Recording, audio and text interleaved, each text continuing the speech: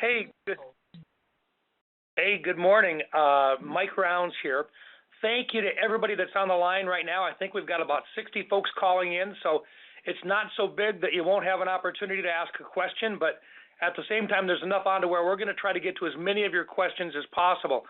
I hope that by the end of this hour, you're going to have some of your questions answered regarding the small business loans under the new Paycheck Protection Program, or PPP. Now, I'm joined today by two individuals from the Small Business Administration, Dan Norberg, Region 8 Administrator for the Small Business Administration, and Jamie Wood, the South Dakota District Director for the Small Business Administration in Sioux Falls. To Dan and Jamie, I want to thank them both again for joining us today. I know that they have been working around the clock over the weekend trying to make sure that this program is up and operational. We look forward to answering your questions, although I suspect that Dan will probably be answering most of them.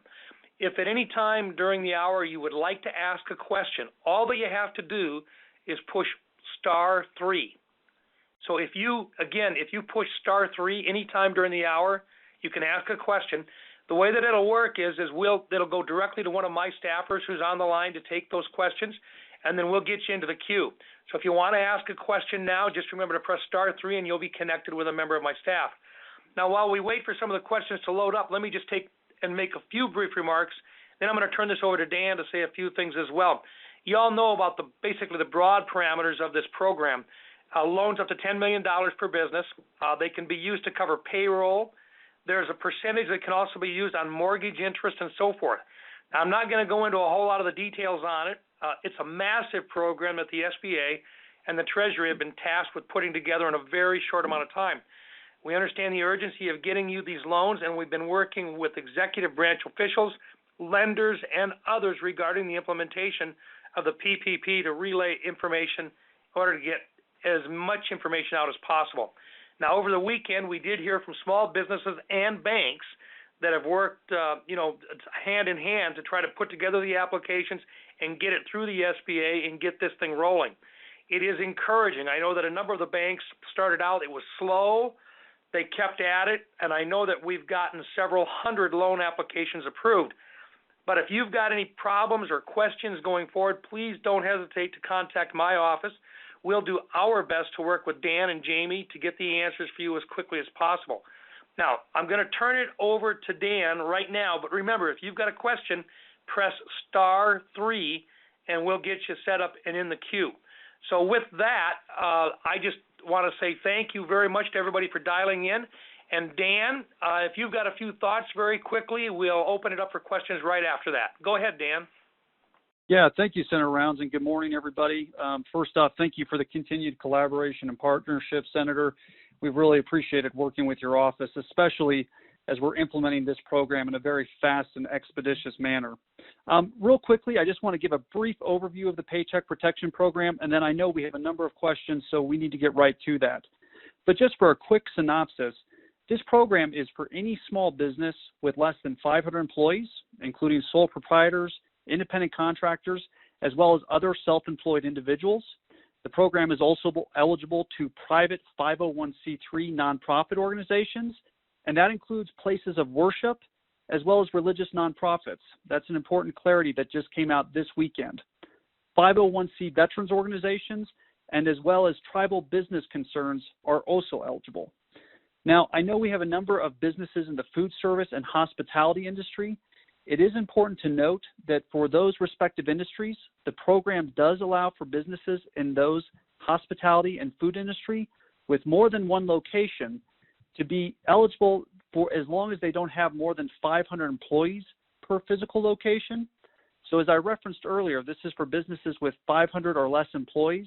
However, you could potentially be a restaurant owner with 4 restaurants and 200 employees at each of those locations, and that would be acceptable.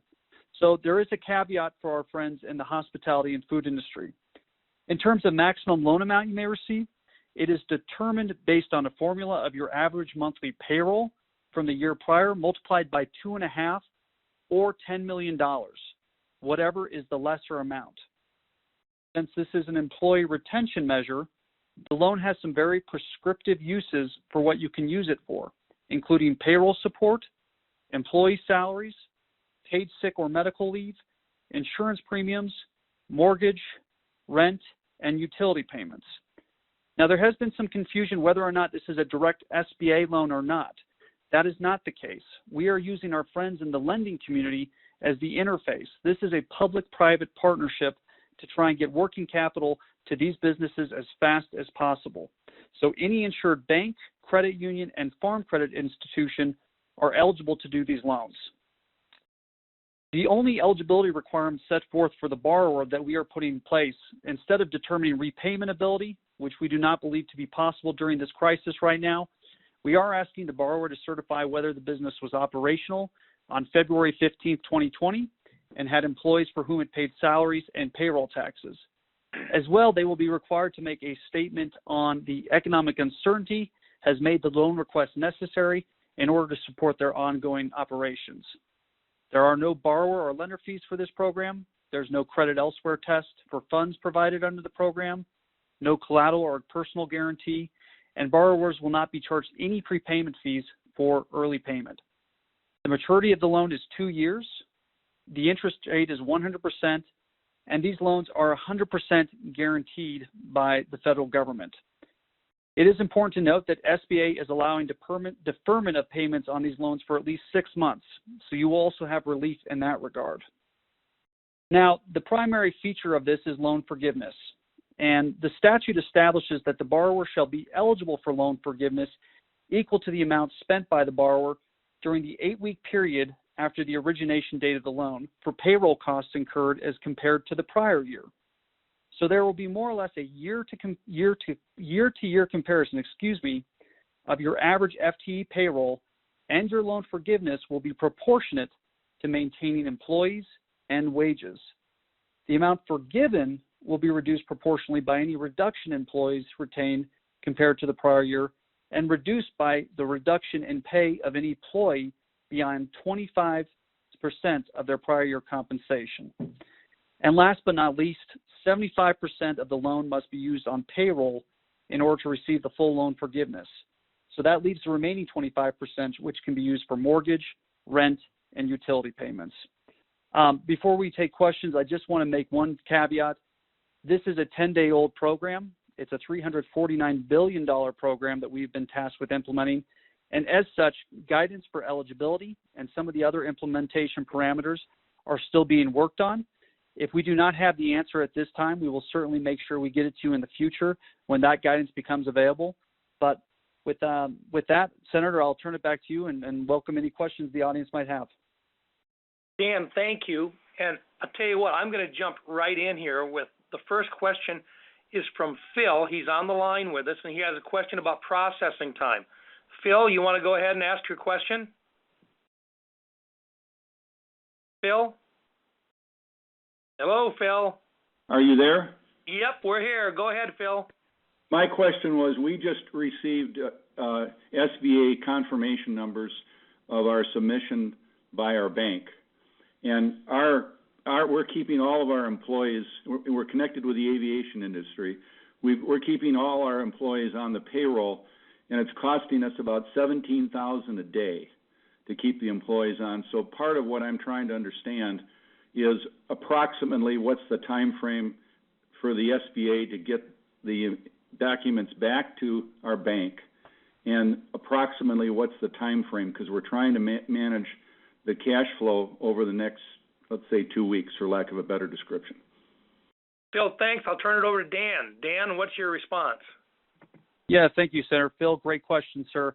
You know, in theory, the process should work same day. So as you've worked with your lending institution, the funds that should be made available from the Paycheck Protection Program could be available as early as the same day. Now, one caveat, Phil, obviously, lenders are getting a grasp on how to utilize the system, the interface with SBA, making sure that everything is in place in order to make sure that your loan is processed. So we are expecting that process to be much smoother this week, but we do have a number of stories and a number of personal testaments where that funding is provided the same day. So it kind of just depends on the interface with your lender, but in theory, that is how it's supposed to work. And certainly if there's anything that we can do to work with your lender to provide those funds in an expeditious fashion, we want to do that. So please let us know how we can support. Hey, look, thanks. And Phil, I know that Phil is off the line right now, but I just want to say, Phil, if you would please touch base with my office. You can hit a *3 if you want and come back on and let them know how we can contact you directly. And what we'll do is work with you to make sure that nothing kind of falls through the cracks on this, because $17,000 a day isn't going to take long to run out of money, and we most certainly want to get it done as quickly as possible. Phil, thank you very much. Okay, once again, if you have a question out there and you want to talk, *3 will get you into the queue to ask a question directly. Okay, next, I've got Katie, and Katie is on the line. She's got a question about 501c6s. Katie, are you there? I am. Go ahead. Can you hear me? Yes. My question is, we have member organizations that are 501c6s, and we're wondering about this, especially member organizations that are hit extremely hard right now, the hotel and lodging industry and the tourism industry in our state. Hey, Katie, can you tell everybody what a C6 is? Katie? That's the nonprofit. You had mentioned 501c3s are eligible, but the difference, our member organization is set up as a 501c6. Okay. Go ahead. Great. Yeah, thank you, Senator. Katie, with respect to the 501c6 designation, that is not, unfortunately, an eligible designation under the Paycheck Protection Program. So unfortunately, that program would not be of assistance. However, I would encourage you to contact our local Sioux Falls SBA office to see what other SBA assistance might be available. I know it's a challenging time for many membership organizations, so we do want to be of assistance. Unfortunately, the Paycheck Protection Program is not eligible for that designation. And then also, Katie, thank you. I know that you're off the line, but once again, what I would also suggest is that would you please follow back up with our office, because it's entirely possible that there may be a phase 4. We can take a look at whether or not the C6s should be included as an addendum to anything we do in the future. So please follow back up with us, do a *3, one of our crew will pick up, and we'll get information to be back in touch with you. Okay, next I've got on the line Gary, and Gary has a question about cattle ranchers. Gary, go ahead. Yeah, I'd like to know what's in for the stimulus package for cattle producers. The packers have taken $30 a hundred away from us here in the last few days. They threw out there they were going to give $5 a hundred to everybody that took advantage of that 1 week, but we've taken such hits that none of us are going to be in business. There's no food in the shelves in our local grocery stores, population 600. Half the meat don't come in, but yet they're stealing from us every day. I thought there were rules against stealing in our country. Hey, Gary, let me hit a couple items that are in this particular CARES, or the package itself, not included under the small business portion, but specifically we've put $14.5 billion back into the market facilitation plan, and also an additional $9.5 billion back into the CCC program, and we specifically identified for cattle producers. The idea behind it would be to try to duplicate something similar to the way that they put money in for our soybean and corn producers during this time because of the shortage of the market that's out there.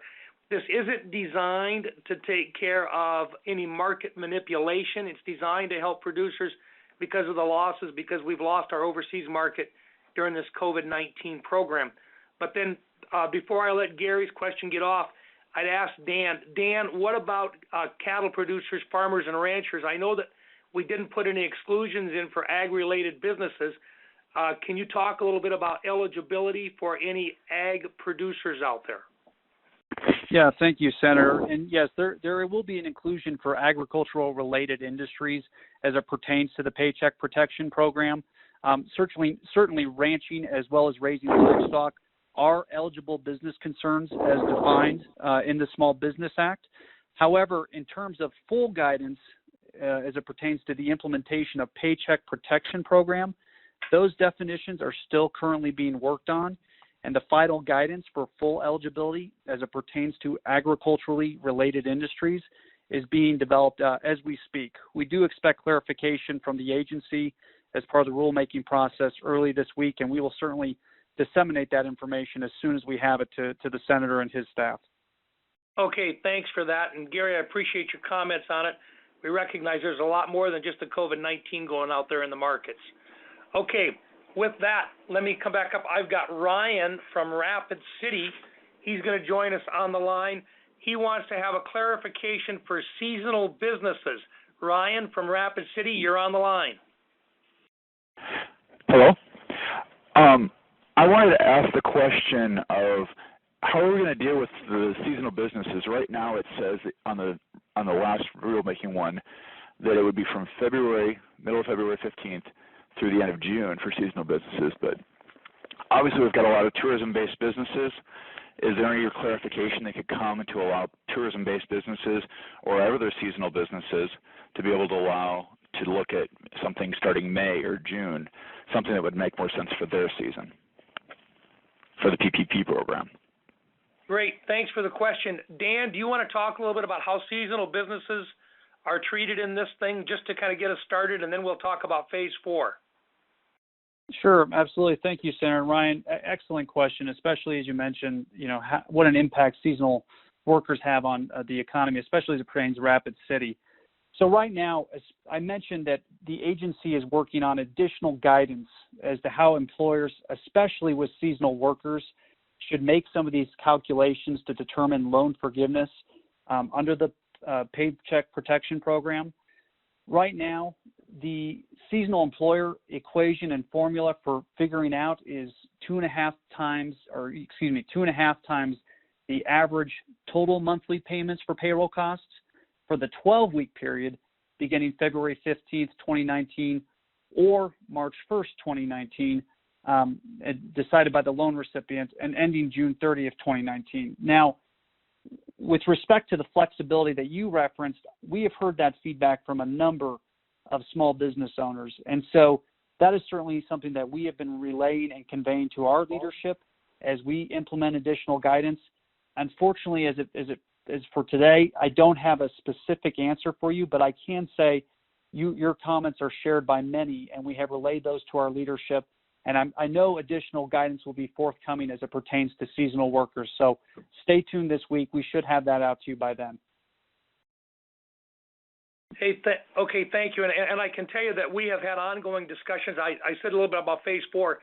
That would be the next piece of legislation if it is necessary, and quite honestly, I think it's going to be necessary, as to fixes that we need to put in specifically for this type of questions.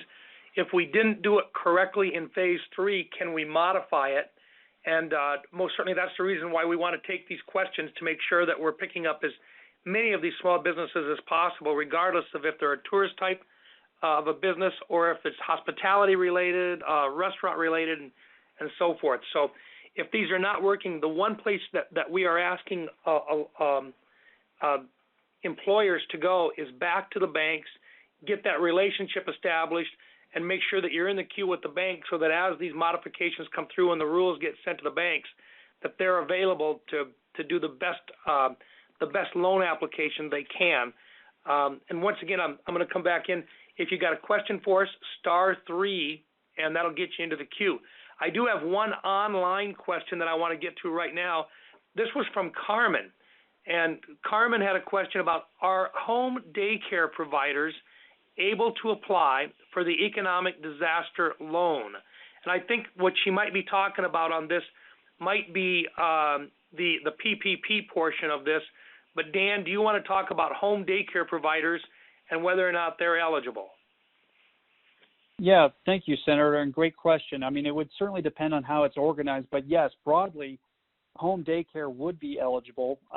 If that's if depending on if it's a sole proprietor, maybe that's a sole owner of that daycare facility. As a sole proprietor, they would certainly be eligible, as well as if they were an LLC or some other form of incorporation.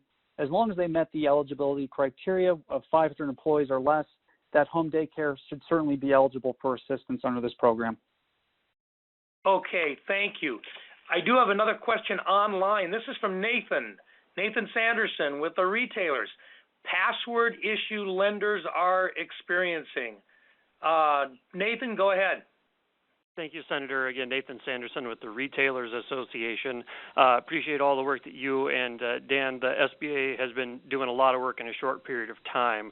You mentioned at the beginning that basically all types of lenders are eligible to issue loans under the PPP program.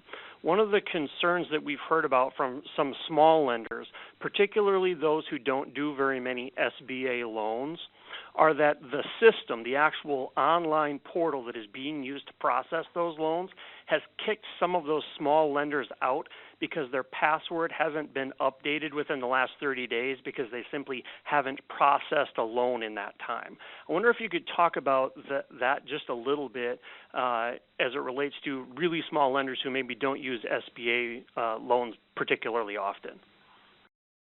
Dan, go ahead. Thank you, Senator. No, that's a fantastic question. And as you referenced, as we've been putting this program together at really breakneck pace, some of it's part of an education effort with some of our community lenders and those lenders that may not be as familiar with traditional SBA software and interfaces. It has been a challenge. I will tell you that. And I know our South Dakota district office, led by Jamie Wood, has been doing a fantastic job trying to reach out to the respective trade associations as well as those community-based lenders to try and get the information and the access that they need to kind of triage their problems. From an agency-wide standpoint, we did just set up a call center yesterday that is specific for lenders and really specific to the lenders that you've referenced that may not have the familiarity with those SBA processes. So if I can, Nathan, and honestly for the edification of everyone listening who might be in the financial services community, I would love to give out this number. This is only for lenders. So this is for lenders dealing with SBA, and whether that's our processing system or any other specific questions with respect to the Paycheck Protection Program, you can contact this number and get the assistance you need. That is 833-572-0502. Again, that is 833-572-0502. I will also add to that, I did reference the great work that our South Dakota district team has been doing, and they have been working around the clock to work one-on-one with lenders to make sure that they get trained up on this system. I would also be remiss if I didn't hand out their number at this time. Again, for any questions, whether it's with the SBA processing or any SBA-related products, please contact our district office at 605-330-4243. Again, that's 605-330-4243, and that will be our South Dakota district office. So thank you for the question. We do expect additional guidance that will be coming this week that lenders will, I know, it will be very helpful to them as they're working through this process. So thank you for your continued patience. Okay, Dan, thank you, and thanks, Nathan, for helping out on this. There is an online question that I should get to. It was from Robert, and the question was, what happens if the $350 billion runs out and there are still businesses waiting to use the program? Dan, I'll let you start, and then I'll finish that one, okay? Certainly. No, thank you, Senator. Yes, as referenced, there is close to $350 billion in funding for the program. Certainly at SBA, the Secretary of the Treasury, the Administrator, as well as the President have made it clear that we are here to serve our small businesses, and we want to be able to quantify what the need is. Certainly, if there's going to be additional appropriations, that is something that Congress would have to take up. I can tell you that we are, despite some of the initial hiccups, as of Friday, we had done close to $5.4 billion in loans processed. So if you calculate that moving forward, there is a finite time frame as to what funds availability there will be. So SBA stands by based on whatever Congress decides to do moving forward, and we're going to implement whatever they choose to do with respect to that process. Okay, Dan, thanks. And then I want to add this in also. In the Senate, we have been in contact throughout the weekend, and most of us expect that there could very well be the need to do another COVID-19 relief package. And what we're calling it is a phase 4 for the federal government's response. This is truly unprecedented for our nation, and it really does require the federal government to step in and to help families and businesses, who are unable to help themselves. It is a fundamental responsibility of the government to do what we can't do on our own. In the past few days, Senate Majority Leader Mitch McConnell has said that while he doesn't want to move real quickly, he understands that there may very well have to be a phase 4. He wants to see how phase 3 works out and see if we can't find out what we have to modify. And then one thing is for certain, that we've got to make certain that anything that we do is timely and it is targeted specific to the COVID-19 recovery. Now, as it relates to the discussions we're having today, the vast majority of us, and in fact, I have heard of no one that is disagreeing with the importance of this particular part of the package. And so I would expect that if the $350 billion looks like it's going to run out, that means that it has been a successful program, and it's one that is meeting the needs. This was designed to run for a period of about 8 weeks, but up until about the end of June.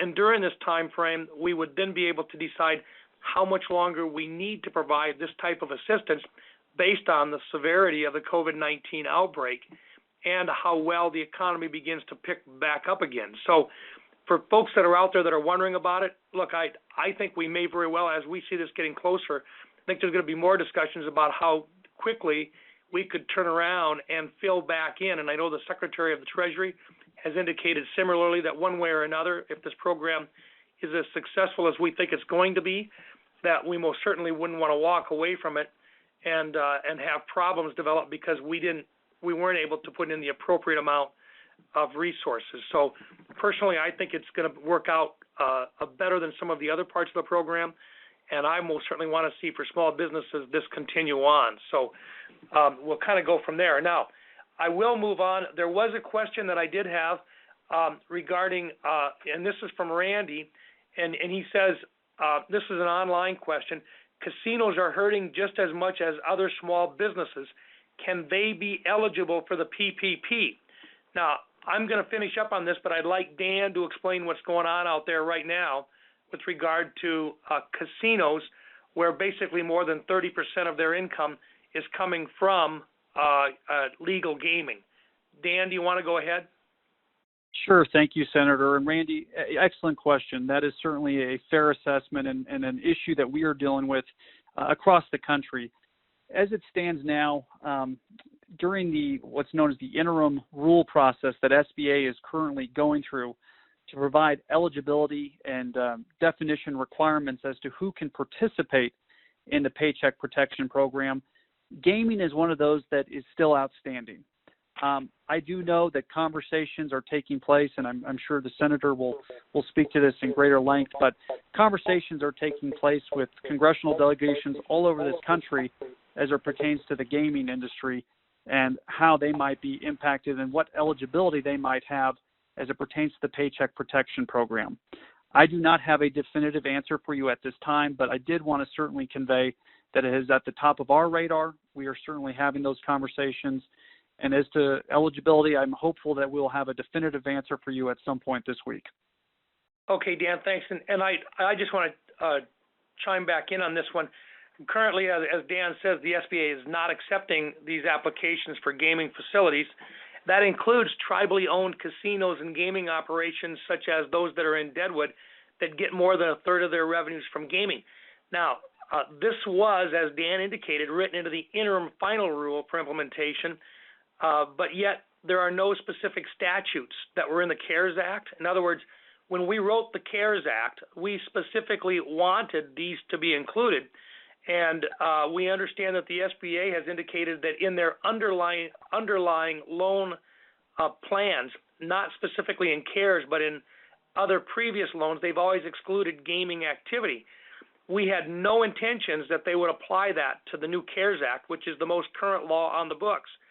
So I disagree with the decision on the interim on the interim rule, and I have already written to both the SBA and the Treasury Department, urging them to follow the gaming operations be eligible. We intended that every sector of our economy should be eligible for this one way or another, and that we need the relief, and that includes our legal casinos and other gaming operations. Now, we're going to continue to do our due diligence with the administration. We're not going to take our foot off the pedal, and we're going to continue to follow up. And as Dan says, that's the guidance that's come down in their initial ruling. We think it's wrong, and we're going to push to get that amended as quickly as possible. Let me move on here. And once again, folks, we do have about 20 minutes or so left here in which we can take questions. If you've got a question, *3 will get you into the queue. I've got John on the line, and he wanted to know about the possibility of SBA loans for veteran-owned businesses. John, go ahead. Good morning. This is John. My wife and I own a business here in Pierre. It's veteran-owned, and we had thought we had heard that vets will be receiving priority for the PPP loan. But my specific question comes in that when we created our business, we did go through the SBA for our loan, and to be quite blunt, it was a nightmare. Due to my status with the federal government, we're both federal employees, my loan had to go to a review committee in California, and it took several months for that process to be complete. Will this process be similar, or will it be somewhat streamlined so that we can receive this money to assist with our employees? Good question. Thank you for the call, and let me go to Dan and see if he's got any specifics that he can share with us on this particular issue. Yeah, thank you, Senator, and John, thank you for the question. As it pertains to veterans' preference with respect to the Paycheck Protection Program, there is no preference as defined in statute, but to answer your second question, it is important to note that the Paycheck Protection Program is really designed to get money to the business owner as fast as possible. Traditional SBA processes can be arduous. They certainly can, because we have a fiduciary responsibility, given the involvement of some of the public funds backing those loans, to have that fiduciary responsibility. However, this process, recognizing just the enormous, unprecedented situation we find ourselves, we are really delegating our authority to the private lender themselves to make determinations on borrower eligibility as well as creditworthiness. We are also only asking the lender to really, instead of determining repayment ability, just more or less have the borrower certify that they were a business that was operational on February 15th, 2020 and had employees for whom it paid salaries, as well as certify that they have a need as a result of an adverse impact from the coronavirus. This is a much more streamlined process, and this is meant to get you the funds on the same day utilizing that private lender. Now, with respect to the veteran's preference, it would be worth noting that on our SBA Express loans, one of the things that Congress did do, as it pertains to the CARES Act, while it's not specific to the Paycheck Protection Program, they did waive the fee waiver to participate in the SBA Express loan. And so there will be no fees as a result of your veteran's preference if you utilize that loan program. That is a maximum loan size of up to $1 million. You have to utilize a certified lender that is Express certified, SBA Express certified, and that turnaround time in terms of getting the capital is 36 hours. So it is a relatively short amount of time. But that would be the only thing specific, John, with respect to veterans' preference, as far as my knowledge on SBA products, that the CARES Act did impact. Hey, thanks, Dan. And John, I know that you're not on the line right now, but look, if you're running into a jam on this, or for some reason you think that maybe yours has been delayed, why don't you hit that *3 button again, and one of my staff members will pick up on it, and we'll see if we can't follow up just to make darn sure that there isn't a hang-up someplace just because you are a federal employee as well.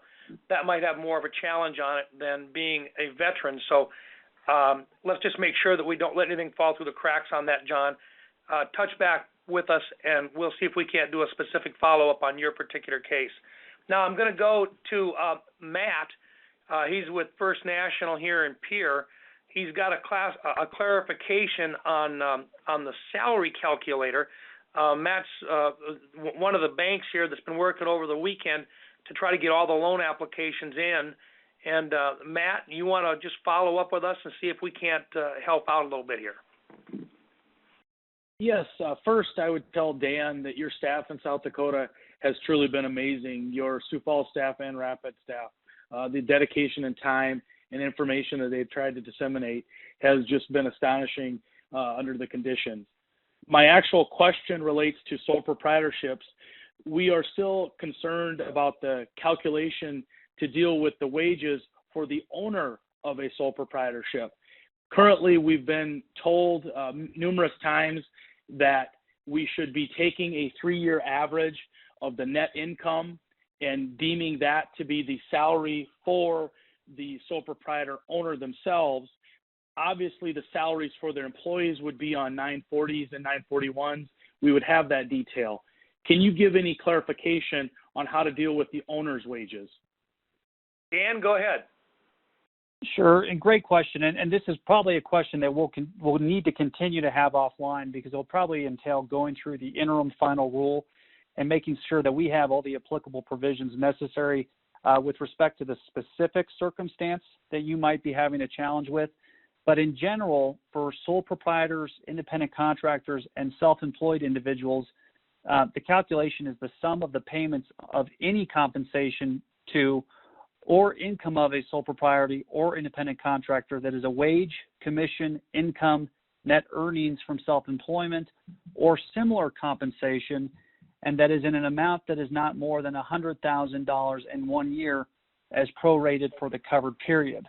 Now, there is a number of questions still outstanding as respect to the calculation as you referenced. So what I'd like to do is have our team get on a separate phone call with you and discuss the specifics of this. I think also in more general terms, we are expecting additional guidance on many of these calculations, whether it's for sole proprietors or LLCs. For any of the designations, there will be greater guidance forthcoming. So we appreciate the continued patience, but to certainly try and solve your problem immediately, let's try and get I'd appreciate getting the contact information for you, and we'll reach out to you here shortly to discuss that further.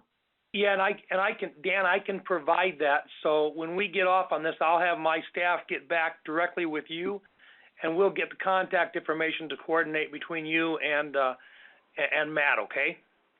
Thank you, sir. All right, thank you. Now I'm going to go next.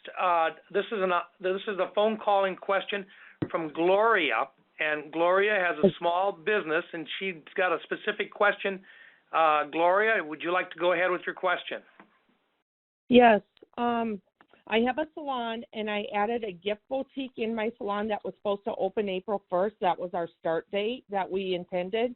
And I had interviewed 2 employees to start on March 16th. And I also have an existing employee from another business that I closed, and I was bringing her over to this business to be one of my major employees with the gift boutique. And so what do I do here? Because now I have offered them a job, and now I'm kind of stuck in, between a hard place here. And I still want to go on with the gift boutique in the salon. And that's kind of my question. Okay, Gloria, thanks. And this one, I suspect that there's other folks out there that have, just with the coming around from winter into spring, this is the time in which a lot of businesses get started. Dan, how are you handling these types of businesses where they're brand new, or they're adding something on, or they've got employees they've hired but haven't been a part of the workforce in the past? How do we handle these? Yeah, no, great question, Senator. And of course, this time of year, like you said, this is a time where a lot of businesses are starting. One challenge that I need to mention, because this continues to be brought up, and it may be applicable with respect to this situation. I know there was reference to salon and then a gift boutique. It depends on how they're organized. If you have 2 separate business entities, it is important to note that you can only utilize the Paycheck Protection Program once. So even though you may have multiple business entities, you can only use the loan for one of those businesses. And that is prescribed in our interim rule. And that is a challenge because we do have a number of business owners and entrepreneurs that have branched out and want to start various business ventures. But for the purposes and the parameters that we have now, the Paycheck Protection Program can only be utilized for one of those businesses. So what I'd love to do is if we can get your contact information, let's see how you're organized. If they are separate businesses, let's look at those and disseminate what might be the best course of action for you. And that is certainly something that our SBA district office in Sioux Falls would love to have the privilege to do. But I think this one's going to require a little bit bigger of a deep dive, and we want to make sure you get the assistance you need. So thank you for the call, and certainly we'll work to try and get you some greater clarification as to how you should proceed based on what's in the best interest of your respective businesses. Okay, so Gloria, now I know you're offline right now, but if you'd punch that *3 again, our staff is listening in, and we'll get your information, and we'll get that back down to the right location in the SBA to follow up specifically on your business situation and see if we can't get something in the works for you, okay? So, Gloria, hit that *3, and we'll pick up again. Next, I want to go to Les. He's a rancher here in Hughes County, and he's got a question for us. Les, are you on there, Les? Yeah, I'm here. Leslie, ranch. That's okay. So we ranch in Hughes County, and we don't necessarily have full-time employees. We pay day labor seasonally, and we do like waterline trenching or fencing projects, and we have that coming up here again. And so how do we calculate that, and do we qualify? With the cattle markets the way they are, I'm only going to take the help if it's not a loan and it's forgiven. Real quick before you get off the line on this one, Leslie, are you doing that for other people? Are you like putting in lines for other people? No, it's for us. We did it last year, and we have some day labor on the books from last year, and then we'll be doing it again this year, just at a different place. Oh, but okay. It's for the same business entity. Very, very good. Okay, Dan, you want to take a shot at that one? And we may have to follow up specifically in her particular case with the ag orientation there, but fire away. Yeah, thank you, Senator, and I agree with that assessment. We'll probably have to do a one-off call to just get all the information. But as it pertains, again, to agricultural-related industries, there is an inclusion for those industries in the Paycheck Protection Program. Now, it's important, and as I referenced earlier, we are still finishing the guidelines and the definitions for eligibility as to what that will look like for agricultural-related industries. So keep that in mind. We will certainly be in touch with you with respect to your specific circumstance, but for the broader conversation, I want to make sure I reference that again. Now, with respect to the conversation about day laborers, there is a provision that states that you are eligible for PPP loan if you have 500 or fewer employees whose principal place of residence is in the United States. So if you utilize any of the guest worker visas or programs, those would not be eligible for you to take into account for the payroll protection program calculations. There is some still outstanding, again, on the overall definitions for ag-related industries, but as it pertains to the guest workers that you referenced, unfortunately, they would not be able to be taken into account for paycheck protection. But, of course, we do want to get your number and information, and we'll reach out to you to discuss your specific situation. Okay. Hey, Dan, listen, I'm going to try to get to at least two more questions here, but Leslie, if you would also, I know this sounds like a broken record, but hit that *3 again for me, and we want to take that information so we can get you back into the queue specifically on your business concern there so that we don't let that fall through the cracks as well. I'm going to go to Charlie Hoffman, proper steps to get things started. Charlie, you're on the line. Fire away. Senator, thank you so much, and I really appreciate you having this hour of conversation this morning because so many of us are sitting out here, especially in ag land, not 100% sure of how this is going to all play out.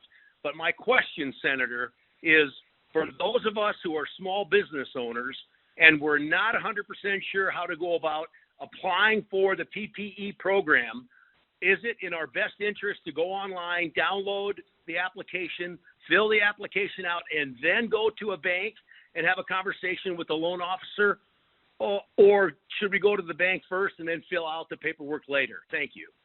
Hey, thanks, Charlie. Dan, you want to take a first shot at that?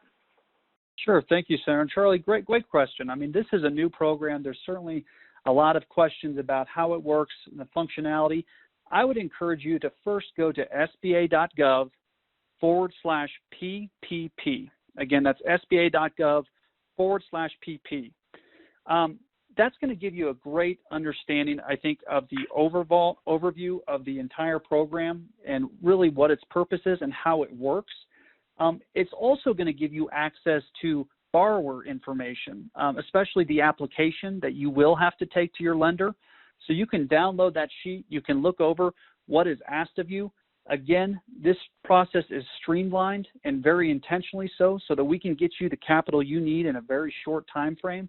So I think that'd be a great first step for you. And then certainly want to encourage everybody once again to never hesitate to reach out to our South Dakota district office, because they're going to be able to talk to you about, if it's not Paycheck Protection Program, perhaps there's other SBA resources that you could utilize that may work best for your respective business. So those would be my first step recommendations. Okay, thanks, Dan. Look, I'm going to suggest one more thing here. Most of the small businesses have got a pretty good relationship with their local banker. Might want to just make that real quick phone call. I know the bankers are saying, please don't put us on the phone all day long, but phone call to that local banker might get you a long ways down the road, as well as to what they're seeing, and might be able to answer some of that question as well. Hey, I've got Kurt Everson on the phone here coming up. He's got a question with regard to utility companies under 500 employees. Kurt, you wanna give us the lowdown here? Hey, good morning. Thanks, Mike. I certainly will do that. First of all, thank you for all of your work. I do want to thank the SBA folks for all the work they're doing. I know I was on multiple phone calls over this weekend, and I know SBA people in Washington were doing their level best to deal with the access issue with our lenders, and I certainly appreciate those efforts a lot.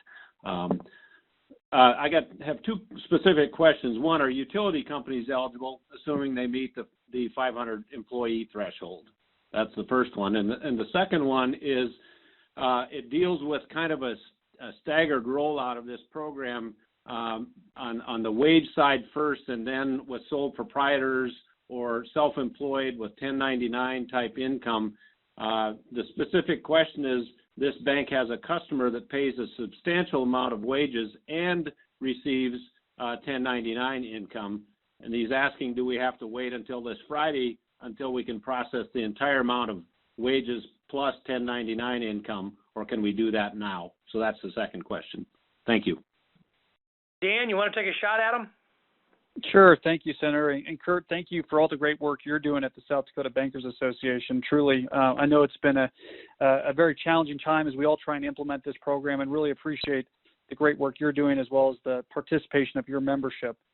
As it pertains to utilities, it would depend. And there's obviously, there is a more or less a backdoor prohibition traditionally at SBA for government-owned entities, and that can extend to special tax districts, relationships with the municipality, county.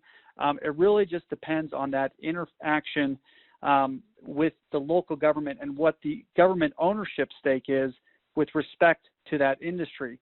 But traditionally those have not been eligible, and based on the interim final rule and the language set forth at this time, specifically as it's found in the SOP 5010, that is not going to be eligible. But again, it's circumstantial. There's varying degrees, and we'd love to talk to you offline about the specific case you might be referencing. But generally, given the involvement with governments and government-owned operations and participation with those respective governments, it is traditionally not eligible. As to the second case, again, let's talk offline about that. I do think some of the subsequent guidance coming out this week will be a benefit to you in that situation, but I think for now it would be good for us to go through the interim final rule together, have that conversation, and see if we can't get that loan processed at this time. Okay, Dan, thank you. And look, Kurt, I would also suggest if the utility company, if it is a public entity such as a municipality, county or otherwise, some of or affiliated with those, we did put about $1.25 billion into this for the state of South Dakota, and about half of that is going to go back to the cities and the counties and so forth. So there may be some additional revenues available for that shortfall that they're receiving or the extra costs that they may incur. Now, I know that Dan, who is with the SBA out of Denver here, and he's been very gracious in his time, he's got another phone call that he's got to go to get on, and so unfortunately that was our last call. There's a number of folks that are still on the line, and I'm just going to ask you, please, we're interested in following up with as many of you as possible. There's two ways in which to contact our office that you could still access. First, you can call any one of our locations here, the Aberdeen office, the Rapid City office, the Sioux Falls office, or the Pierre office. All of those phone lines are rolling back and forth so that even if one of the offices is closed during regular office hours, the other ones will pick up. Or you can go to rounds.senate.gov and you can make contact with us there. We really want to follow up on a case-by-case business or a case-by-case basis with any of you. We want to make this program work. So I want to thank you for the patience that you've all shown in working through this with us. This is a brand new program. The SBA has been inundated with requests, but it's working. It's been slow to get started, but it is definitely working. And this is designed to help folks get through a very, very difficult time in their lives. We're going to get through this. We're going to get better at it as we move on. I want to say a very special thank you to Dan and to Jamie, who have both been on today's call. And we appreciate what they've been doing working over the weekend as well. We'll be doing additional Telephone Halls regarding the COVID-19 in the coming several weeks, and we welcome your participation in those as well. We'll try to make them quick, to the point, and try to answer your specific questions as well. Once again, if you need to make contact with my office here in Pierre, 605-224-1450, Sioux Falls, 605-336-0486, Rapid City, 605-343-5035, and Aberdeen, 605-225-0366. Thank you, and for any of you that had questions on here that we didn't get to, we will do our best to try to pick them up again in the future, or you can call. We'll try to get information to you specific on your particular challenge. Thank you all very much for participating today. Bye-bye.